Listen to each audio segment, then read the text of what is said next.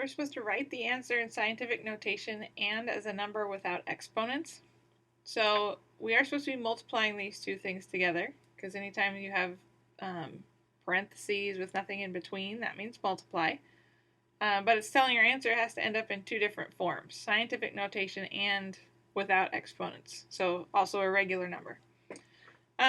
We could change both of these numbers that are in scientific notation into decimal form, but that kind of defeats the purpose of using scientific notation, of being able to write these really big numbers smaller. If every time we want to work with them, we have to expand them back out again.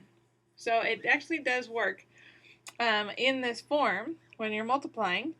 The nice thing is this is actually, there are 1, 2, 3 multiplications in there. And one of the properties of multiplication is that it doesn't matter what order you multiply the numbers in. You can rearrange them in any order that you want. And that's called the commutative property of multiplication. So I can say, well, let's just rearrange the 2 and the 4, put them together, and then we'll put the two tens together, 10 to the negative third and 10 to the fifth. And so we'll multiply the 2 and the 4, that's 8.